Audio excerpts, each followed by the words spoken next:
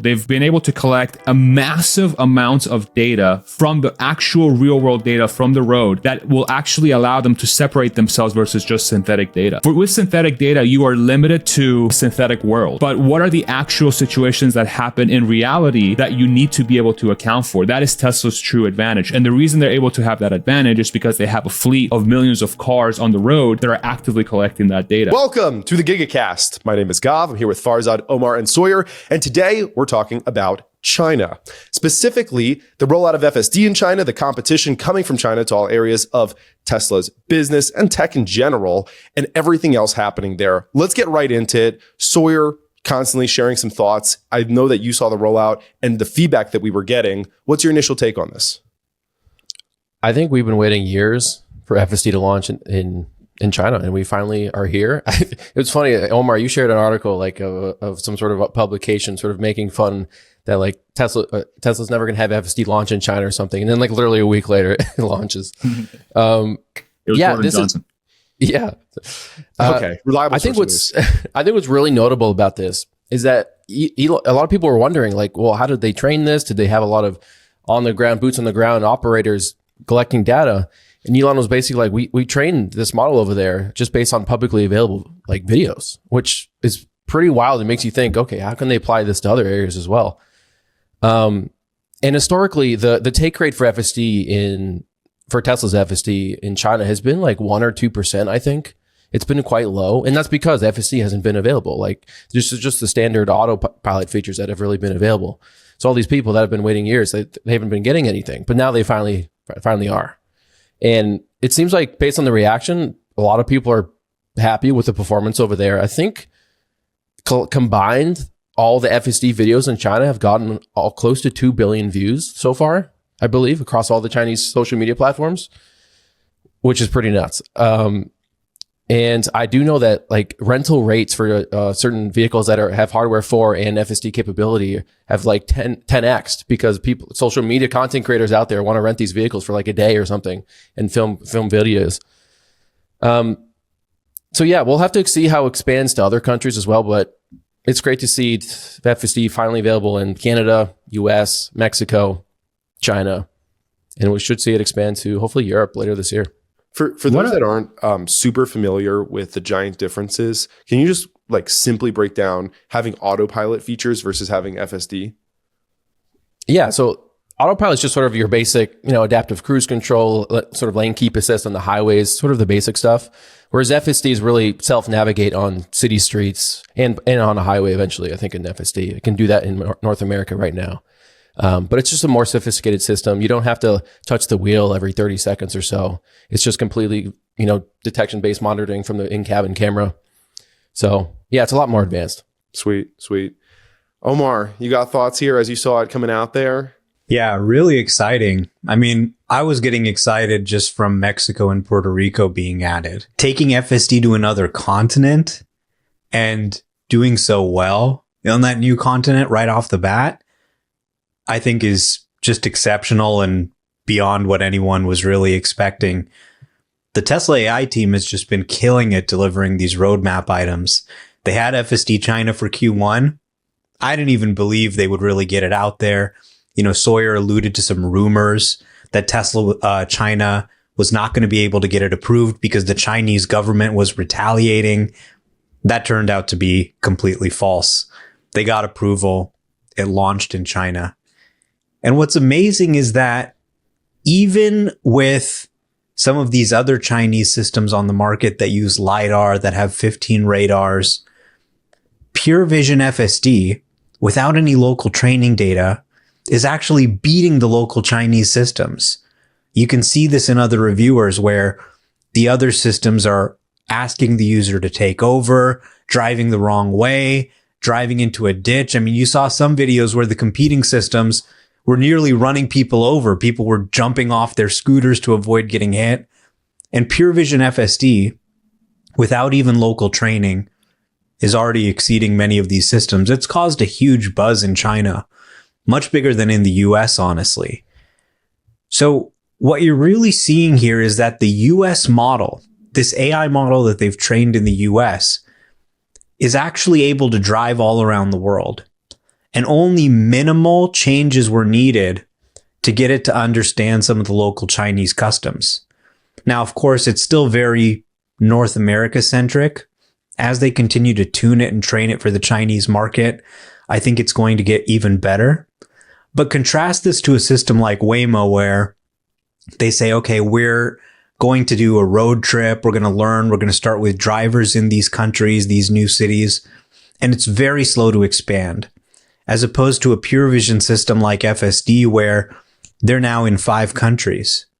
And there's no other system that's functioning in more than one country. They're driving 1 billion miles a quarter. Waymo's driven about 25 million miles a year. So I think what's really exceptional here is scale. That's so much of the Tesla story. Their ability to scale to multiple markets.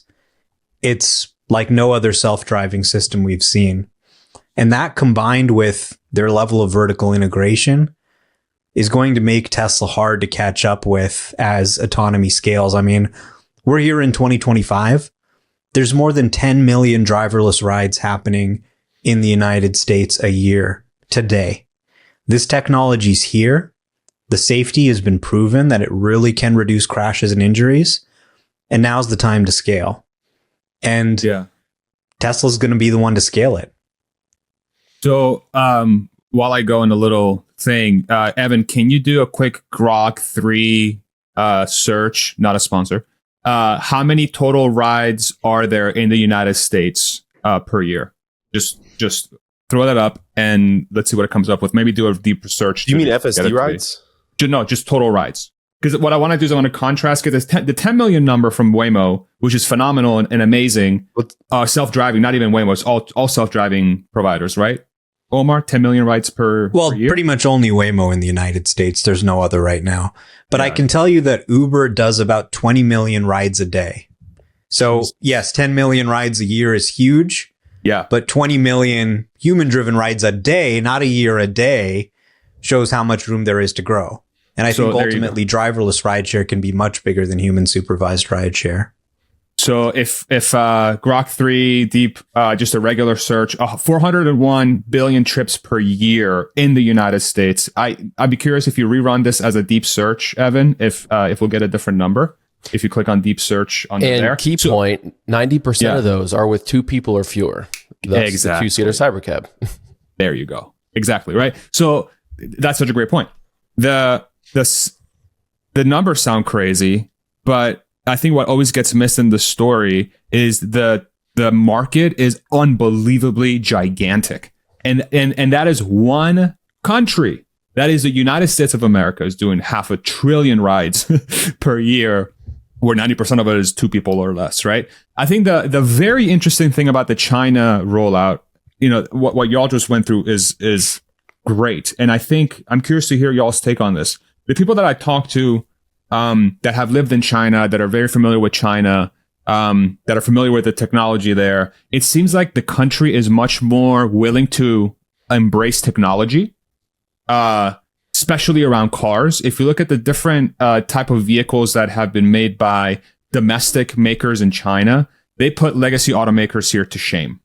To absolute shame, right? So what does that imply? That implies if you have a company that's going to come out with kick-ass technology, the country is going to be much more willing, the people in that country are going to be much more willing to adopt that technology, and then especially people in the United States. And Europe is a whole different story, right? The West, it's very weird that Western nations are very conservative when it comes to embracing technology for how proud we are about freedom and all this stuff. When it comes to technology, we're like, oh my God, I don't want to trust the thing, right? Whereas in Eastern nations, specifically in China, they're very, very accepting of that type of technology. So what I'd be very curious to track, and I put out a post on X and I said, hey, I wouldn't be surprised if FSD take rate in China is 80% by the end of the year. If Tesla can come out with the right pricing strategy that says every month, in the United States, it's $99 per month.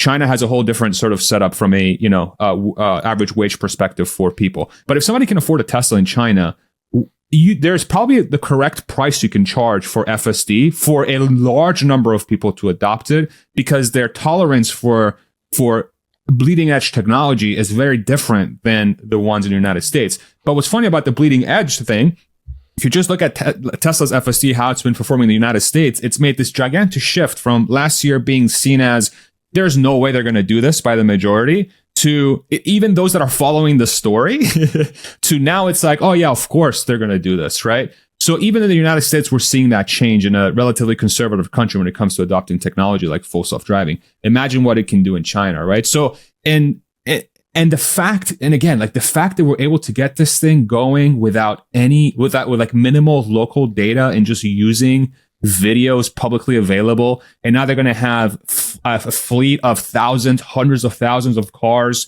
that are that have FSD running. They can now use the intervention data to make the model even stronger, right?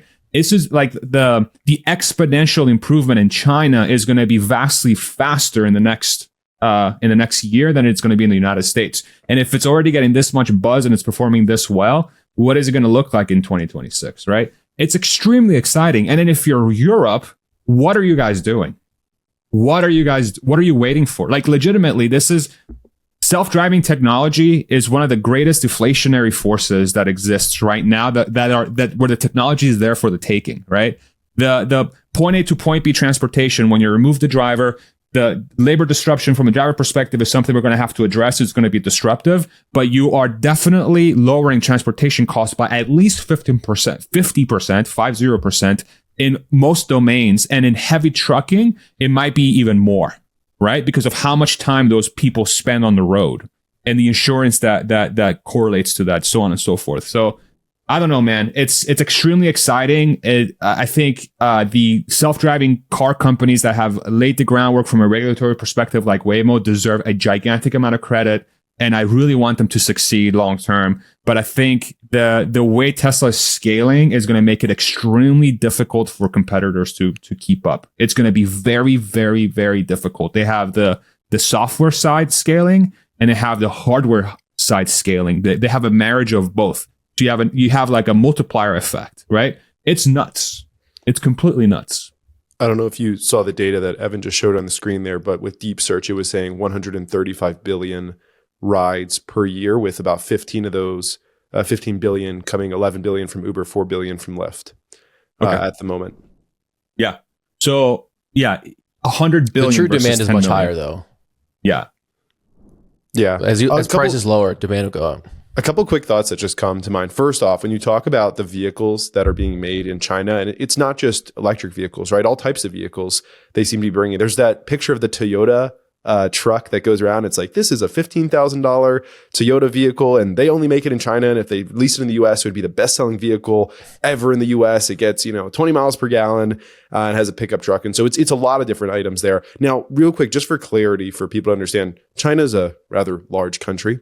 FSD is rolling out there. Did it just roll out to all of China, certain provinces? What type of videos are it can work anywhere in China, whether it's a city, a village, and that's a big contrast to other Chinese systems that, like, for example, Xpengs, that only work within a certain area. Wow. Okay. So it just went out straight to everywhere.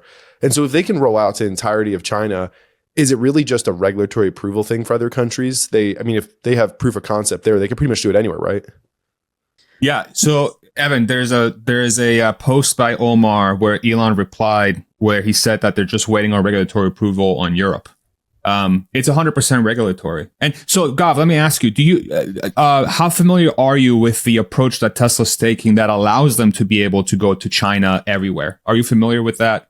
So I know that it was maybe even a year ago at this point where they announced that news that they were changing the way that they trained FSD, and they were moving it from where it was all code and it was people like typing in like, okay, do this, this, this, and starting to actually train it on videos. And that's really the big change, right? Yeah, they're basically offloading the understanding of the world to humans, trying to figure out how to interpret it, to an artificial intelligence that will figure out how to drive. And it mimics the way a human brain does. Like neural networks for artificial intelligence are kind of like an analog for the human brain. And so that's how it's going to learn 2 hours ago. to drive. Good recall. Yeah. Yeah, I mean, the key point for FSD scaling across the world, which I think you're going to see happen, I mean, just this quarter, we've seen it launch in Mexico, Puerto Rico, and China. And the key is that there isn't one line of North America specific code in FSD 13. They just simply show it videos. They never tell it stop at a stop sign. They never tell it you have to wait at a red light. Just simply by watching people, it's able to pick all this up itself and drive just like a human. And are all the videos like actually captured by humans? Because I know that there's some neural networks and things that are starting to now use AI to create videos, synthetic data, right? Synthetic content, and then train on that content. Yeah, a lot of it is synthetic. A lot of it is real. But the key is, they've been able to demonstrate this to regulators in Europe. They've been able to demonstrate it in China. This technique allows them to scale much, much faster than any other system or even previous iterations of their system. So they've already done demos. It works just as well in Europe as it does in the US and China. As soon as regulatory approval is granted, hopefully this year, we're going to see it launch in European countries as well. So, question just from my end, because we just went through this whole DeepSeek scare, right? And people were like, oh my gosh, they were able to recreate tools that were similar with a lot less capital and a lot shorter time. Now, obviously, there's theories about how much they're lying there with those pieces, but could someone conceivably come in now and try to replicate that type of model that FSD operates on? They are. I mean, well, how feasible is it? I'm saying in your guys' eyes. I think it's feasible. Yeah. I think it's for feasible. Instance, I mean, the other day I posted a piece of a research note from Morgan Stanley's Adam Jonas. He's the Tesla analyst at Morgan Stanley. And this past week he flew out to London, and he got to ride in I think it was a Wavy development vehicle from Wavy. And it used 7 cameras, no radar, no LiDAR, no HD maps, no labeling. It was just all end-to-end AI-enabled foundation model, which is essentially what Tesla's doing. And I was able to actually reach out to them. So I'm going to have a Zoom call with them next week just to ask them more questions, just because I'm curious about what they're doing. Due diligence. Love it. Yeah. But it's at the end of the day, you can come up with ways to sort of solve parts of self-driving, but is your vehicle going to be profitable? Can you scale it? That's like a whole different question. Like, I know Gary Black likes to say a lot, there's going to be all these players that are all of a sudden at the same time going to all reach self-driving or complete self-driving all at the same time. But that completely ignores the fact that Tesla makes their own vehicles. A lot of these self-driving players, Waymo, others, they don't make their own vehicles. Wavy doesn't make their own vehicles. They buy Ford Mach-E's. And with Tesla Cybercab, that's like literally a dedicated robotaxi built in-house by Tesla. And the software hardware integration it's going to be industry leading, and it's going to allow industry leading cost efficiency that others I don't think are going to be able to compete with. And there's two more layers there. So the Wavy, whatever the name is, awesome. Like, it's so great that they're able to do that. But it's very likely that if you were to drop that same car in the United States, it wouldn't be able to do that at all. Right. So it's probably very, very localized to that specific region. Okay. Why is it your theory though, if they're not using any of those other techs to drive it and they're just using the cameras? Because the reason why the Tesla system can operate in the way that Tesla has built their system is twofold. They've been able to collect a massive amount of data from the actual real world data from the road that will actually allow them to separate themselves versus just synthetic data. With synthetic data, you are limited to the synthetic world. But what are the actual situations that happen in reality that you need to be able to account for? That is Tesla's true advantage. And the reason they're able to have that advantage is because they have a fleet of millions of cars on the road that are actively collecting that data. Now you could say, it's like, okay, cool. So if that's true, then somebody else could just slap cameras on every single car. They can partner with Toyota, they could partner with Ford, with GM, so on and so forth. And these Chinese automakers put the cameras on their cars and start collecting data, right? And run their own system. But how quickly can you do that? How costly is that going to be? How advanced is your neural network process to actually do that? And to Sawyer's point, do you have a profitable manufacturing process where you can actually get these things on the road working properly in a bunch of different areas and compete with the Tesla solution, which is completely vertically integrated? Like, Tesla doesn't have to give anybody margin, right? They don't have to give anybody a markup. They own the entire stack. And this is the whole reason why they're going to disrupt the shit out of Waymo and Uber. is because they own the entire cost structure from the material for the vehicle to the compute for the neural network, right? The entire thing. So they don't have to give up any margin whatsoever. So if everybody else is able to do it, let's say, it's going to come down to price. And who has the best cost structure is Tesla by far. Well, I think this is the key thing to consider. The blueprint is out there for how you train a self-driving system now. Everybody's going to move to Tesla's approach. Yeah. Because nothing else can compete. You ride in a Waymo, you try FSD, it's obvious. End-to-end pure vision is the future. So everyone's going to move to end-to-end pure vision. And the blueprint is somewhat out there. You need billions of miles of driving. You need tons of compute. And you need a large fleet. And you can do it. Now, that's easier said than done. In the interim, there's going to be huge differences. You look at the best Chinese systems and the Tesla system, it's outperforming them even with less hardware because of that massive compute cluster in Texas, because of that fleet. So yes, in time, others will be able to train self-driving models, but people are not really acknowledging how far ahead Tesla is today, running in the US, running in China. And ultimately, what is the moat? Is it that they're going to be the only ones in the world who know how to train a self-driving model? No. It's when you look at the Cybercab, which, by the way, has just started hiring for production in Giga Texas. It's that technique for manufacturing, the unbox process. It's making it without any paint so that you've eliminated now the whole paint shop and you're just putting the color right into the panels. It's everything from top to bottom, making their own inference chips, making their own rideshare network that is going to make it very tough for others to compete. There's no other company that is competing with everything Tesla's doing in autonomy, from the charging network to designing the vehicles, to designing the inference chip, to running the data center, to running the service centers, to running the charging network. There are companies that are competing with pieces of that. So for example, when Waymo has their new software, they have to go buy their cars from Jaguar. Well, Jaguar is no longer making the I-Pace. So now they have to go validate and move to a different car. Tesla has enormous advantages here in being able to do everything from top to bottom. And that's what's really going to make them difficult to compete with. You look at iPhone, for example. Did others come and copy the iPhone? Yes, Android came in, Pixel came in. Steve Jobs was furious. He said, we're going to go thermonuclear war on Android. But ultimately, did it stop Apple from making money just because others also put out smartphones? No, they did extremely well, and investors did extremely well. They have a market cap over $3 trillion. Less even with their innovation though, right? slowing down.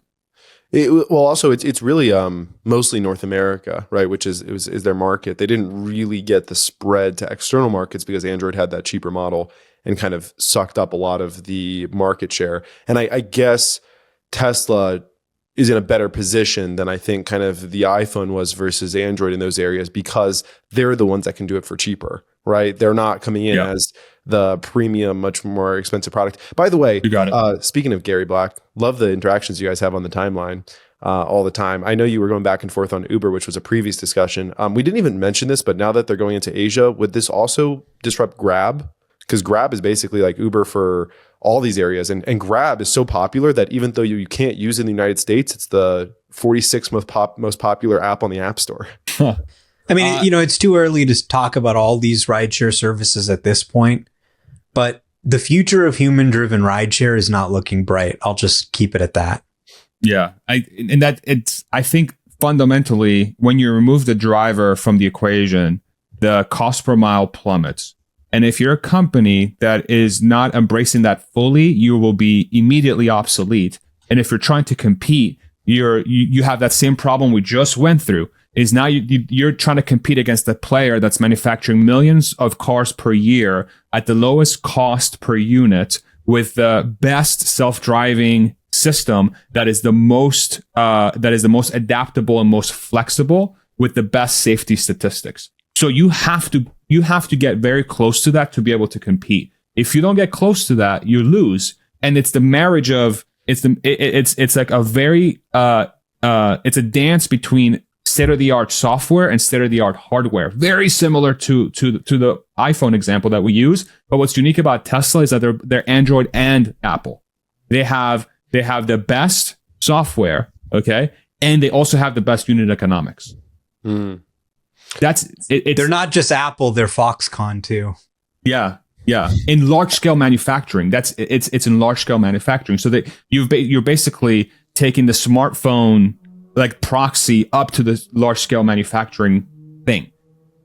It's weird. At the end of the day, like, who cares if you've solved FSD? If you can't make money with your robotaxi at scale, like a company that's buying a Mach-E and outfitting it with cameras and stuff is not going to be able to compete with a dedicated robotaxi from Tesla, a Cybercab, from a cost standpoint. It's going to be much cheaper on Tesla's own network than that Mach-E is going to be on Uber. Yeah, and people are going Uber has to get a cut. Option. Exactly, Uber has to get a cut. Ford's going to get a cut from buying the system.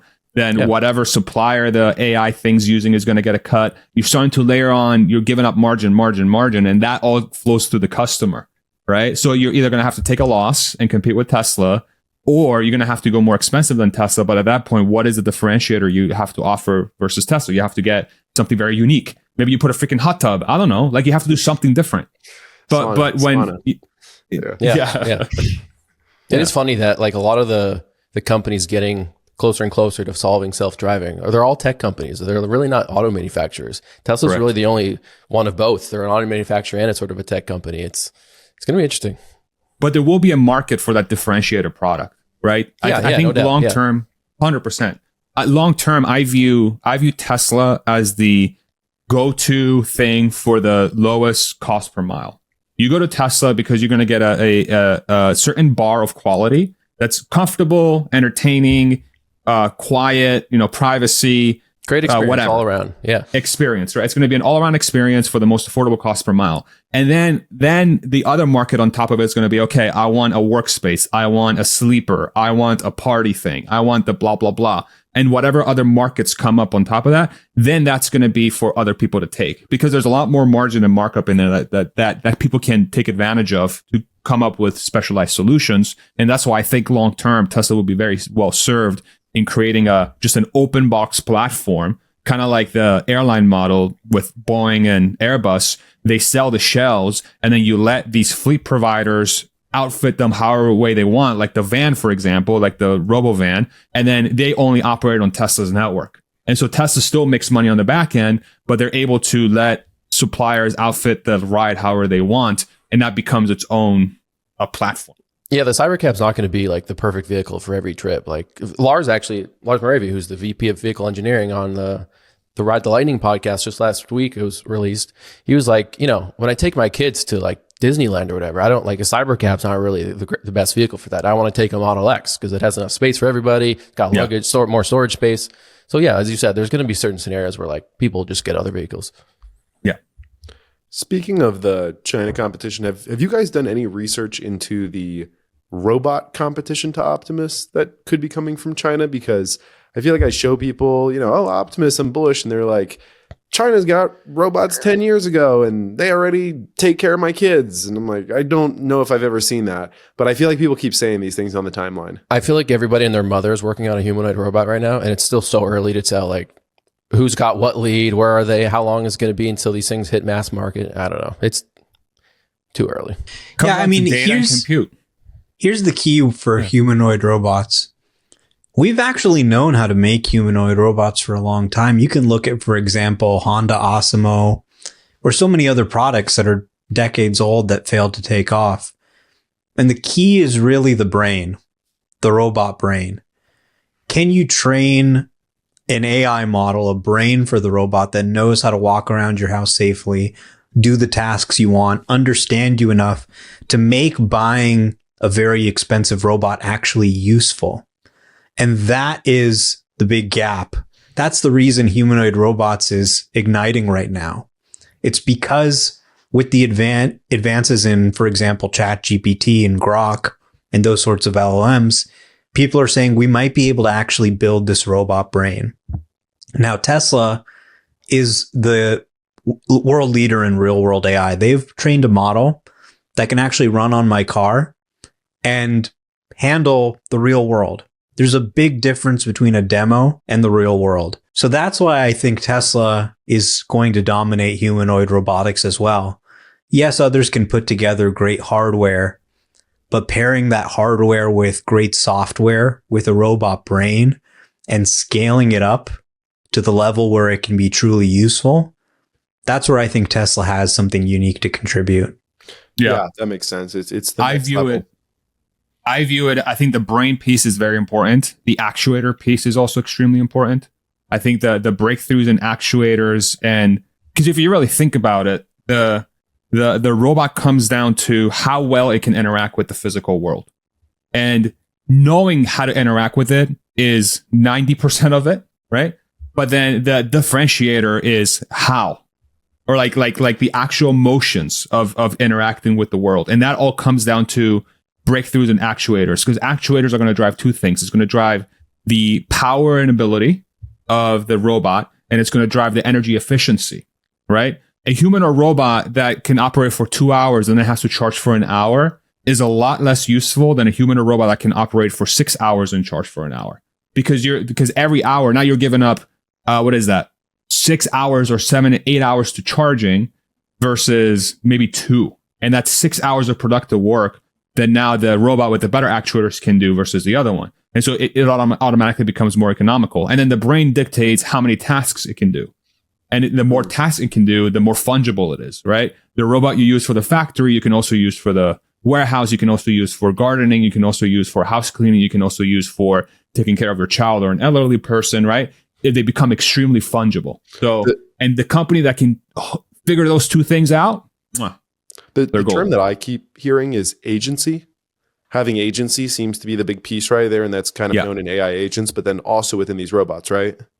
100%. Yeah. Like, hey, help me do the laundry. Yes, sir.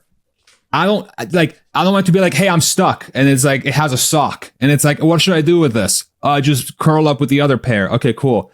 I have a shirt. What should I do here? No. Just go get it done.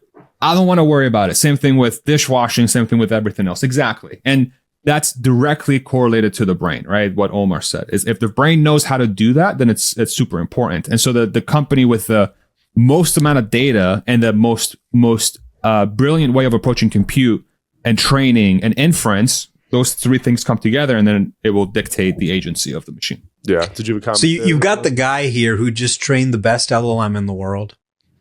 They just trained the most scalable self-driving system in the world that's running in 5 countries. And you're going to underestimate what they can do for building a robot brain. That might not be that smart. Dangerous proposition. Yeah. A lot of thoughts. Any other general thoughts on China coming from you guys? I mean, Sawyer, I most of the news that I see that you post about China has to do with, vehicles getting insured and purchased on the Tesla side. Any other general thoughts around China, whether it is relating to just Tesla or the competition? I think in general, Tesla investors often underestimate how good Chinese auto companies are at creating cheap really good vehicles with incredible technology at low price points. And like Xiaomi, I just posted yesterday, they came out with this, their Ultra 7 EV, I think it's called. And it's like, they announced it late last year. It was going to be 110,000, I think, but they just unveiled it. It's going to be 75. They're like, we're just going to offer it for cheap. And it goes as quick to 0 to 60 as a Model S does. It's got 1,500 horsepower. It's got all kinds of technology that even the Model S doesn't have. And they're offering it for like 75 grand, which is like nuts. And if in the future, years ago, if you asked me, would American car buyers ever buy Chinese made vehicle or Chinese made EV? I would say probably not. No, they don't want that. But now I kind of think differently. I think there's tariffs involved, and the U.S. has done a lot to protect the U.S. auto manufacturers from having Chinese competition in the U.S. But for whatever reason, in the future, Chinese cars are allowed to be imported in without crazy tariffs into the U.S. It'd be stiff competition. Yeah, honestly, I don't even look at the U.S. legacy auto manufacturers anymore. I look at China, and it's I'm just fascinated by China.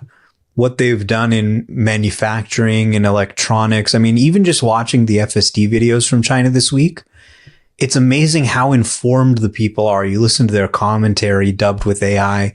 They understand the system. They understand the technology. They're excited about it. They're building the future in a way that the US and Europe just aren't. And honestly, I think the US and Europe, they need a wake-up call, because they are not going to have an auto industry if they don't respond to China and what's happening in the Chinese auto industry. And Tesla is a big part of that answer. They're the only company we have that are actually able to outsell companies like BYD last year, just narrowly, but they're outselling BYD. They're pushing self-driving technology that's even more advanced than what the Chinese companies have. Tesla's really our last chance to fight them and even have an auto industry. You look at some of the innovations there. The Chinese government is helping these companies standardize their parts so that suppliers can supply to many different car brands. There's brutal competition, hundreds of EV companies, many of them going under. But that brutal competition has bred companies like BYD that are just fierce competitors. And they've very quickly gone from nowhere to being the largest auto exporter on earth, overtaking Japan. So, we spent the last episode talking about all this sort of political backlash. I think what Americans and Europeans really need to take to heart is, if we don't support companies like Tesla, the West will not have an auto industry in the future. 100%. Evan, can you pull that chart up again? So, okay, so this is from 2014 to 2024. The red line is China exports. 6.4 million cars exported by the end of 2024. Then look at the US. This is the sad part of this whole thing. Look at the car exports from the US. It goes from about 4.5 million in 2014 to 2 million in 2024. From 2014 to 2024, right? This sucks. We've given up manufacturing capacity to our biggest competitor in one of the most important things as it pertains to national security, which is transportation. Why did we do that? Forget that question, right? So now the question becomes, what do we need to do from this point forward? And I think what's going to be super interesting to figure out is how Trump sets the precedence from a relationship perspective for the next 4 years with China, specifically around transportation and the automobile sector. Okay. We had Michael Dunn on my channel, who's he's a consultant. He studies the Chinese market very deeply. That was the second time we had him on. And the biggest takeaway from me was that China is hellbent, absolutely 1000% hellbent on dominating manufacturing, supply chain, technology, artificial intelligence. They are going after the entire world, right? And the United States is in an extremely weird position because we have, I would argue, the best car company on the planet, which is Tesla, because of their marriage of manufacturing and technology and artificial intelligence, okay? But then there's nobody else. There's nobody else in the United States versus a behemoth that is China, that is hellbent on beating everybody, regardless of the profits, right? I don't even know what Xiaomi's profit margins really are, because the Chinese companies are very opaque when it comes to true profitability, right? But what we do know is that they make good stuff. So the question becomes, how do we compete with that? Do we put 500% tariffs and then figure out how to get the automotive sector in the United States, the transportation sector in the United States, to actually have some innovation and start driving forward some real change, not just in Tesla, but everywhere else? Or do we say, okay, maybe it's 50% tariffs. The Chinese players can start coming in. We make a little bit of money.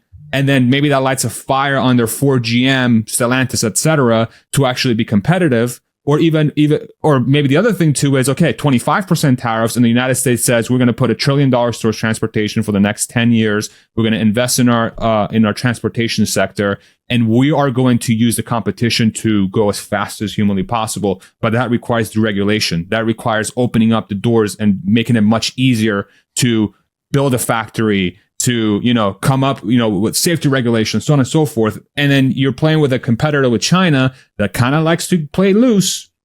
So what happens there, right? So the United States has put itself in an extremely difficult situation because of decades of bureaucracy and being just straight up lazy. And I think Omar nailed it. Tesla is United States, their only saving grace when it comes to competing in transportation. And anyone who's an American citizen who pays taxes should put their entire weight behind that freaking company, because if it wasn't for them, China would absolutely steamroll this country with transportation and manufacturing. Just really quick, Evan, I put a video by Forest Auto Reviews. He reviewed a Li Auto L7 in California, and check this out, for 50 grand, all these features. This competes against a Model Y. It's electric, but if I don't have time to charge, I can put gas in here and that'll power my generator under the hood to give me over 700 miles of range. You also get air suspension and LiDAR for self-driving. And to let others know it's driving itself, the side lights will turn blue.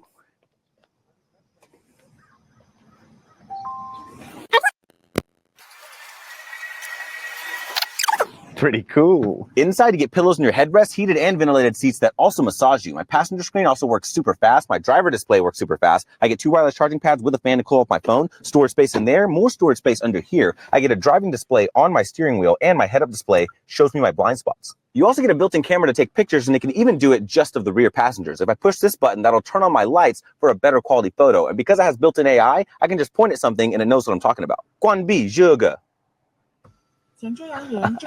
Even if you're 6 feet tall and scoot the seat all the way back, you still have plenty of space in the rear for a car seat. And to make sure you don't wake your kids, it has soft close.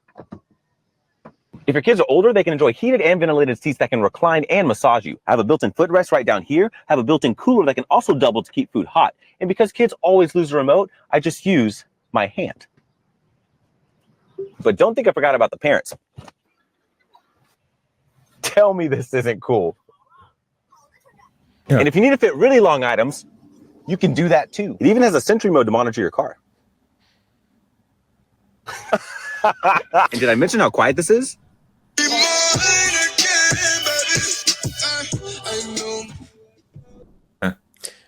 Yeah, so 50,000. Granted, it's the conversion would likely be more expensive in the U.S., but it gives you an idea, like, of all these features, they're offering them for crazy low prices.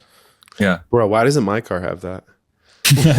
Yeah, I mean, they have hybrids and they have pretty good hybrids, Li Auto. But I think ultimately the point Farzad made about tariffs, you have to actually let some of these cars come into the US market, I think.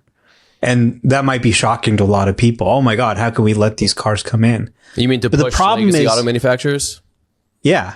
I mean, the problem is when you have these tariffs and you insulate the legacy auto manufacturers from competition, they're still able to sell some cars in the United States because of these trade barriers.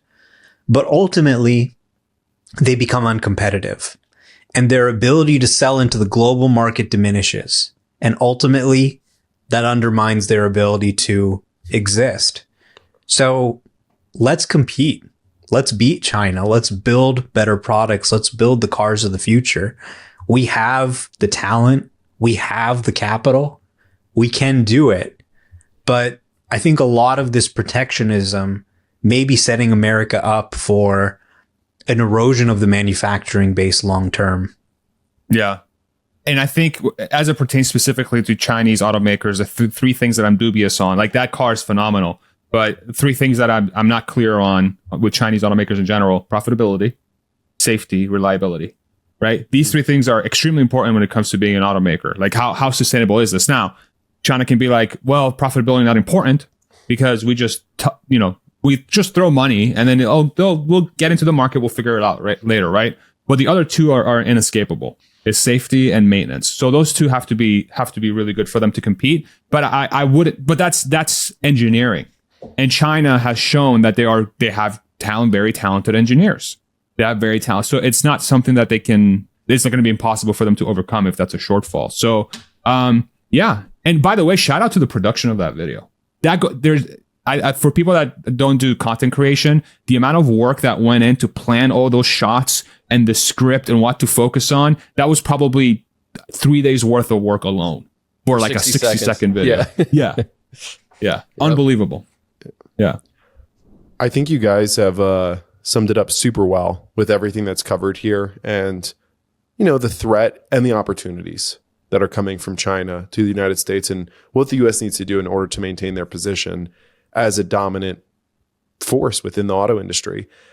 And of course, Tesla leading the charge there.